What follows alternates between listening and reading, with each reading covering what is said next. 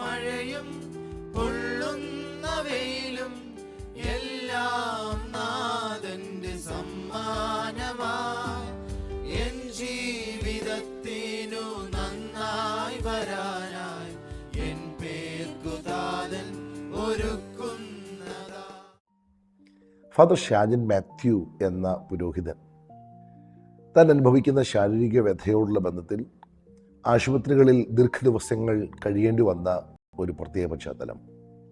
ഏതാണ്ട് 33ഓളം റേഡിയേഷനുകൾ തനിക്ക് ഡോക്ടേഴ്സ് വിധിച്ച് അത് ഒന്നൊന്നായി കഴിയുന്നതിനനുസരിച്ച് ജീവിതം തന്നെ കൈവിട്ടു പോകുന്നു എന്ന ചിന്തയിൽ വളരെ നിരാശനായി സങ്കടപ്പെട്ട് താൻ കഴിഞ്ഞുകൂടുന്ന പ്രത്യേക ഒരു കാലയളവ്.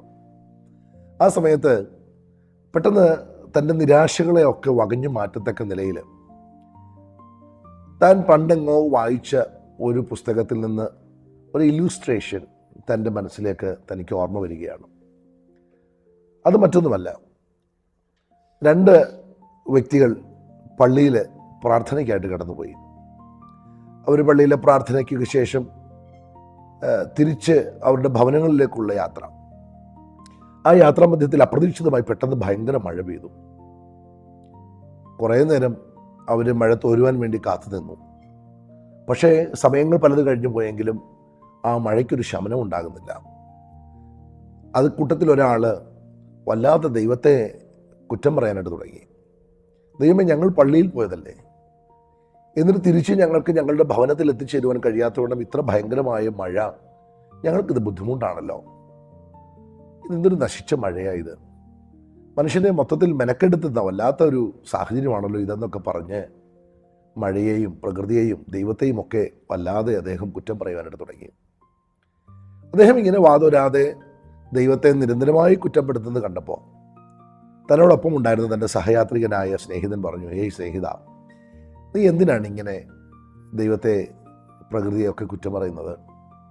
ഇന്ന് വരെ ലോകത്തിൽ പെയ്തിട്ടുള്ളതിൽ വെച്ച് ഏത് മഴയാണ് തോരാതിരുന്നിട്ടുള്ളത്? ഏത് മഴയാണ് അവസാനിക്കാതെ എന്നും ഇങ്ങനെ തുടർന്നുകൊണ്ടിരിക്കുന്നത്? ഒരിക്കലുമില്ല. എത്ര ഭയങ്കരമായ മഴയാണെങ്കിലും അതിന് ഒരു സമയം വരെ മാത്രമേ നിൽക്കാൻ കഴിയുള്ളൂ. ഏതൊരു മഴയും തോരുന്നൊരു സമയമുണ്ട്. ഹല്ലേലൂയ. ആ വാക്കുകൾ തൻ്റെ സ്നേഹിതനോട് അദ്ദേഹം പറഞ്ഞിട്ട് ഇങ്ങനെ പറഞ്ഞു, ഒരു മഴയും തോരാതിരുന്നിട്ടില്ല, ഒരു കാറ്റും അടങ്ങാതിരുന്നിട്ടില്ല. ഈ ഇല്യൂസ്ട്രേഷൻ പെട്ടെന്ന് ഈ അച്ഛൻ ഓർക്കുകയും അദ്ദേഹത്തിന് ആ വാക്കുകൾ ഒത്തിരി ധൈര്യമായി മാറുകയും ചെയ്തു. അദ്ദേഹം ആ രോഗക്കിടക്കയിൽ കിടന്നുകൊണ്ട് ഇങ്ങനെ പറഞ്ഞു, അതെ, ഒരു മഴയും തോരാതിരുന്നിട്ടില്ല, ഒരു കാറ്റും അടങ്ങാതിരുന്നിട്ടില്ല. അതിനോട് ചേർന്ന് ചില വരികൾ കൂടെ ദൈവം അദ്ദേഹത്തിന് കൊടുത്തു.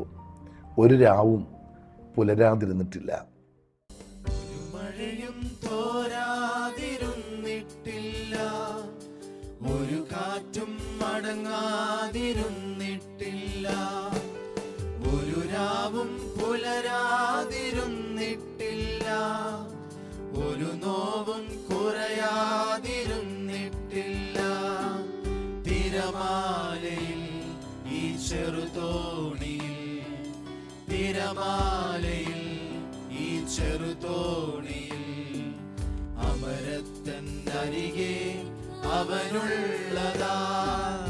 ഒരു മഴയും തോരാതിരുന്നിട്ടില്ല, ഒരു കാറ്റും അടങ്ങാതിരുന്നിട്ടില്ല, ഒരു രാവും പുലരാതിരുന്നിട്ടില്ല, ഒരു നോവും കുറയാതിരുന്നിട്ടില്ല.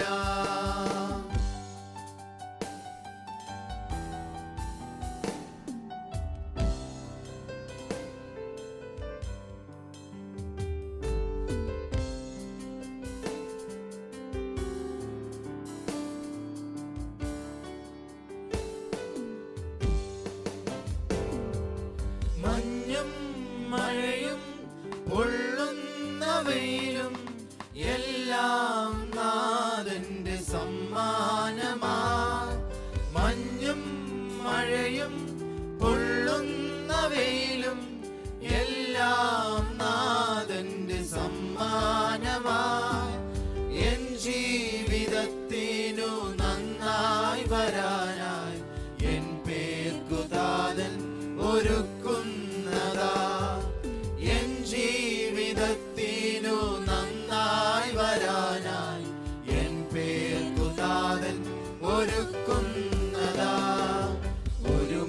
മഴയും തോരാതിരുന്നിട്ടില്ല, ഒരു കാറ്റും മടങ്ങാതിരുന്നിട്ടില്ല, ഒരു രാവും പുലരാതിരുന്നിട്ടില്ല, ഒരു നോവും കുറയാതിരുന്നിട്ടില്ല.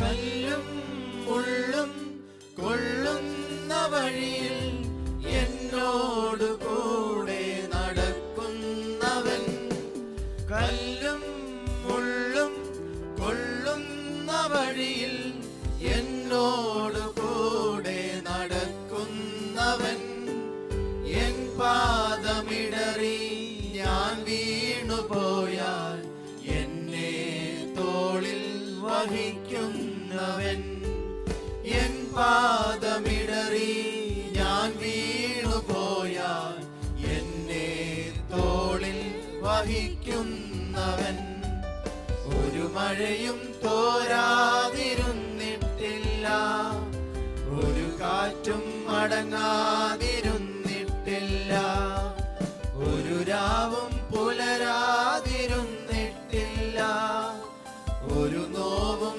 കുറയാതിരുന്നിട്ടില്ല. തിരമാലയിൽ ഈ ചെറുതോണിയിൽ, തിരമാലയിൽ ഈ ചെറുതോണിയിൽ, അമരത്തന്നരികെ അവനുള്ളതാൽ ഒരു മഴയും തോരാതിരുന്നിട്ടില്ല, ഒരു കാറ്റും മടങ്ങാതിരുന്നിട്ടില്ല, ഒരു രാവും പുലരാതിരുന്നിട്ടില്ല, ഒരു നോവും കുറയാതിരുന്നിട്ടില്ല.